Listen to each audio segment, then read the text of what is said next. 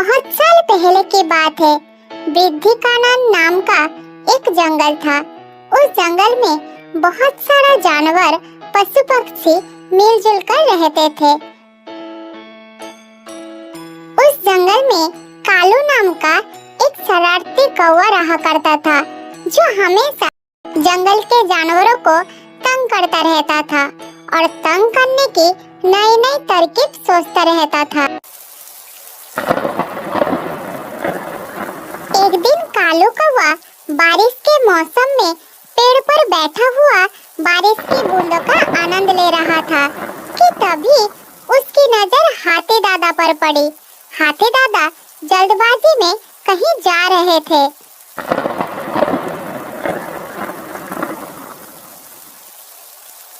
इतनी बारिश में भागते हुए कहाँ चले जा रहे हो हाथी दादा? थोड़ा रुक कर जाओ इधर। अपने काम से काम रखो कालू। अगर मुझसे कोई शरारत करोगे तो तुम्हें अपने पैरों से कुचल दूंगा। हाथी दादा की बात सुनकर कालू हंसते हुए बोला, हाथी दादा, तुम केवल जमीन पर रहने वाले प्राणियों को अपने पैरों से कुचल सकते हो, आसमान में उड़ने वाले परिंदों को नहीं।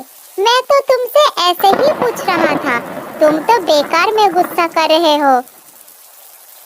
मेरे पास तुमसे बहस करने का वक्त नहीं है। महाराज अपने दोस्त से मिलने गए हुए हैं। मुझे उनसे तुरंत मिलने जाना है, क्योंकि मैं महाराज का सलाहकार हूँ। तो फिर आपको यहाँ से नहीं जाना चाहिए हाथी दादा। बारिश होने की वजह से आगे की जमीन दलदल बन गई है। आपको पीछे से जाना चाहिए, नहीं तो आप मुसीबत में पड़ सकते हैं। कौवे की बात सुनकर हाथी दादा कुछ सोचा, फिर बोला, तुमने तो मेरी जान बचा ली कालू, नहीं तो मैं दलदल में फंसकर मर जाता। तुम्हारा बहुत बहुत शुक्रिया। ठीक है कालू भाई, तुम बैठो, अभी मैं जा रहा हूँ।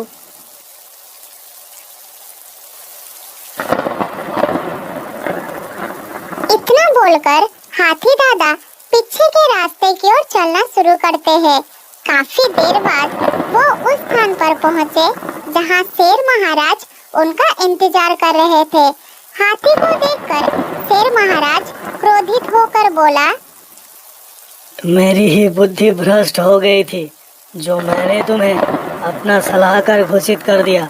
तुमने आने में इतनी देर क्यों कर दी कि मेरा दोस्त इंतजार करते करते चला गया। तुमने इतनी देर क्यों लगा दी हाथी दादा? माफ करना महाराज, दरअसल मैं तो सीधे रास्ते ही आ रहा था। भला हो उस कालू कौवे का, उसने मुझे बता दिया कि बारिश की वजह से वो रास्ता दलदल बन गया है, इसलिए मुझे घूम कर आना पड़ा। इसलिए थोड़ा देर हो गया महाराज। 3 दिन की बारिश में कोई भी जमीन दलदल नहीं बनती मूर्ख हाथी। मैं उस कालू कौवे से तंग आ चुका हूँ। उसने सारे जंगल के जानवरों का जीना हराम कर दिया है। वो सभी को अपने बातों से बेवकूफ़ बना रहा है और आज तुम्हें भी बेवकूफ़ बनाया है। अब तुम्हारा इधर कोई काम नहीं है। जाओ, अपना घर वापस जाओ।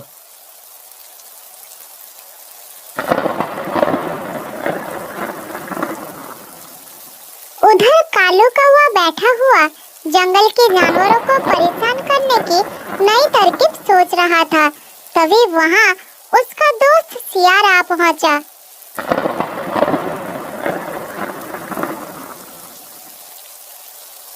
क्या बात है कालू, बड़ी गहरी सोच में डूबे हुए हो।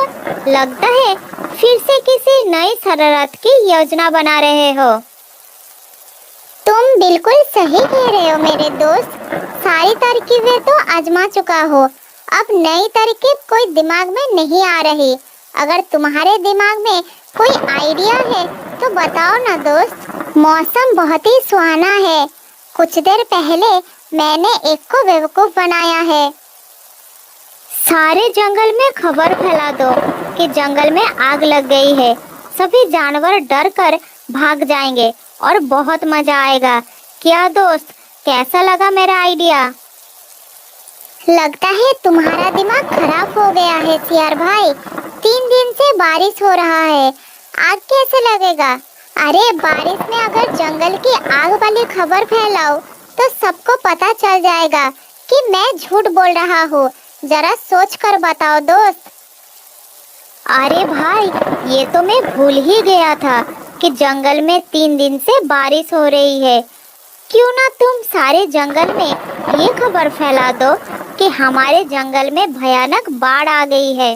तुम देखना, इस खबर को सुनकर सारे जानवर दुम दबाकर भागेंगे। हाँ, ये तो तुमने बिल्कुल सही बात कही। इस बात को फैला जा सकता है, इससे सारी जंगल में दहशत फैल जाएगी। तुम रुको, अभी मैं इस बात को फैला देता हूँ।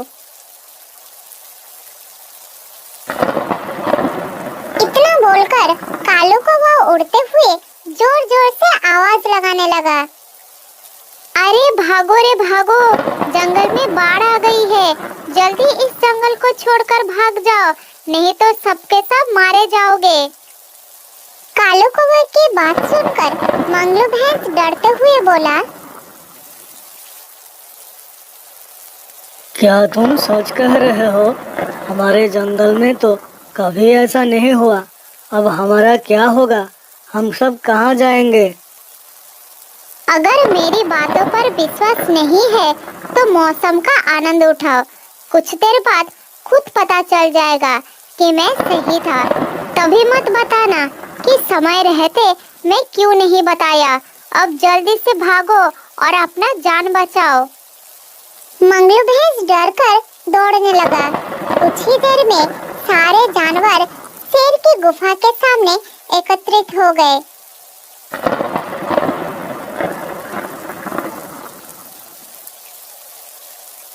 अरे बारिश में भीगते हुए तुम सब यहाँ क्यों आए हो? जंगल में सब ठीक तो है ना? तुम सब इतने डरे हुए क्यों हो? कोई मुझे बताएगा क्या हुआ है? कैसे महाराज है आप? आपको पता ही नहीं कि जंगल में बाढ़ आ गई है? हम सब अपना जान बचाने के लिए आपके पास आए हैं। आप हमारे राजा हैं, आप ही हमारे लिए कुछ कीजिए। भैंस की बात सुनकर शेर महाराज बहुत क्रोधित हो गए। फिर बोले, बंद करो अपनी बकवास। कालू कौवा ने फिर से तुम सबको बेवकूफ बनाया है। ये खबर उसी ने तुम सबको बताया है ना? हाँ महाराज, उसी ने हमको ये खबर दिया है। अगर उसने हमें झूठ बताया तो उसे सजा मिलनी चाहिए। फिर शेर महाराज अपने सैनिकों से बोला, सैनिकों, जाओ और उस बदमाश कालू कौवे को पकड़कर मेरे पास लाओ। आज ही मैं उसका कुछ इलाज करता हूँ। कुछ देर बाद शेर महाराज के एक सैनिक कालू कौवे को शेर महाराज के सामने लाता है। कालू कौवा, तुमने काफी समय से जंगल के जानवरों को परेशान किया है। मैंने तुम्हें बहुत बार समझाया मगर तुमने नहीं सुना। पर आज तो हद कर दी। तुम अभी इस जंगल को छोड़कर चले जाओ, नहीं तो मैं तुम्हें पिंजरे में बंद कर दूंगा और कभी भी इस जंगल में मत आना। शेर महाराज की बात सुनकर कालू कौवा डर गया। फिर बोला, ठीक है महाराज, मैं गुनहगार हूँ, मैं जंगल छोड़कर जा रहा हूँ।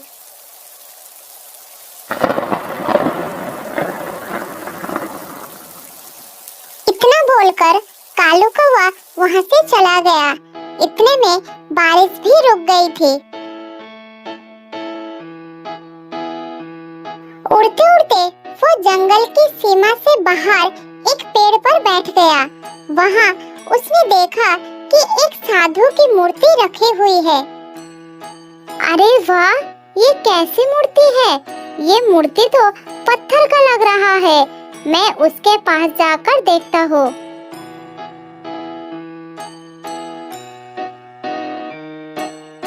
फिर कालू कौवा मूर्ति के कंधे पर बैठ गया। अगले ही पल तेज रोशनी के साथ वह मूर्ति वास्तविक साधु में बदल गई।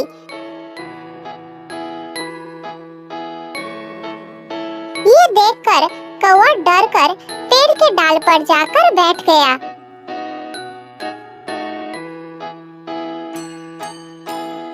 अरे वाह, तुमने तो मेरा श्राप तोड़ दिया। इसका मतलब तुम्हें भी दूसरों को परेशान करने में मजा आता होगा। क्या मैंने ठीक कहा ना? हाँ ठीक है, मगर आपको कैसे पता कि मैं दूसरों को परेशान करता हूँ? दरअसल मैं भी तुम्हारे जैसा था। मैं साधुओं को परेशान करता था, इसलिए मुझे श्राप मिला था। अब ये श्राप तुम्हें मिल गया है। अब जहाँ भी तुम बैठोगे या अपनी चोंच लगाओगे, वह पत्थर का बन जाएगा। साधु की बात सुनकर कौवा हंसते हुए बोला, अरे ये श्राप नहीं, ये तो मेरे लिए वरदान है। अब मैं जिसको चाहूँ पत्थर बना सकता हूँ।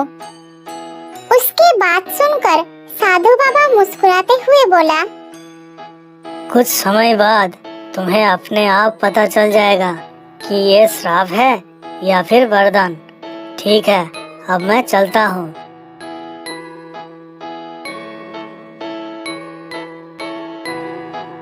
इतना कहकर साधु महाराज वहाँ से चला गया।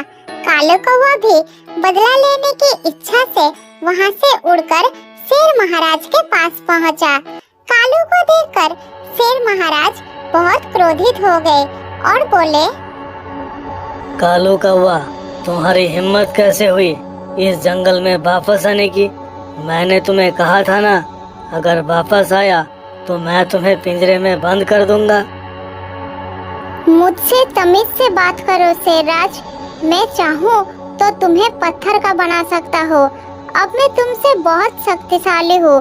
देखना चाहोगे मेरी शक्ति?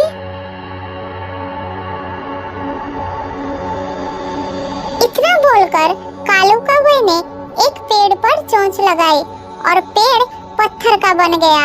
ये देखकर शेर ने कालू कौवे को बोला, ठीक है, मैं समझ गया कि तुम मुझसे शक्तिशाली हो, मगर तुम मुझसे क्या चाहते हो? तुम इस जंगल में वापस क्यों आए हो, ये मुझे बताओ। मैं चाहता हूँ अभी तुम मुझसे माफी मांगो, नहीं तो तुम्हें भी पत्थर का बना दूंगा। कौवे की बात सुनकर शेरराज कुछ देर सोचा, फिर बोला, मानता हूँ तुम हम सबको पत्थर का बना दोगे, लेकिन ये कभी सोचा कि तुम खाओगे क्या? क्या मतलब? क्या कहना चाहते हो तुम? शेर महाराज ने उसके सामने एक फल रखा और उसे बोला, ठीक है, इस फल को खाकर दिखाओ, तभी तुम सब कुछ समझ जाओगे कि मैं क्या कहना चाहता हूँ। जैसे ही कालू कौवे ने अपनी चोंच फल में लगाई, फल पत्थर का बन गया। ये देखकर कौवा घबरा गया। अरे ये क्या हो गया? अब मैं क्या खाऊं? क्या करूं? अब बताओ, ये श्राप तुम्हें कहाँ से मिला? तभी मैं तुम्हें कुछ मदद कर सकता हूँ। महाराज, ये श्राप मुझे एक साधु ने दिया था। मैंने सोचा था ये वरदान है, लेकिन महाराज ये तो मेरे लिए श्राप बन गई। तुम जंगल के जानवरों के साथ गंदी हरकत करते थे, अब तुम्हें अपनी गलती समझ आई? मैं सब कुछ समझ गया महाराज, मुझे माफ कर दीजिए। आगे से कभी भी ऐसा नहीं करूँगा, मुझे ठीक कर दीजिए। तभी वही साधु तेज रोशनी के साथ प्रकट हुए और मुस्कुराते हुए कौवे को देखकर बताते हैं, मुझे पता था कि तुम यहाँ आओगे। इस श्राप को खत्म करने का एक ही उपाय है, अपनी चोंच अपने शरीर में लगाओ। जब तुम्हारे मन की सारी शरारतें खत्म होगी, तुम अपने आप ठीक हो जाओगे। इतना कहकर साधु गायब हो गया। ठीक है, मैं वही करता हूँ, मुझे ठीक होना ही होगा। तभी उसने अपनी चोंच अपने शरीर में लगाई और पत्थर बन गया। कुछ समय बाद वह अपने असली रूप में लौट आया। फिर शेरराज को देखकर विनम्र होकर बताया, महाराज, अब मैं कभी किसी को तंग नहीं करूंगा, सभी जानवरों का मदद करूंगा और सबके साथ मिलजुल कर इस जंगल में रहूंगा। ठीक है कालू, मुझे तुमसे यही उम्मीद थी। अब जाओ, सबके साथ मिलजुल कर हंसी खुशी से जीवन बिताओ। उस दिन के बाद से कालू कौवा सुधर गया।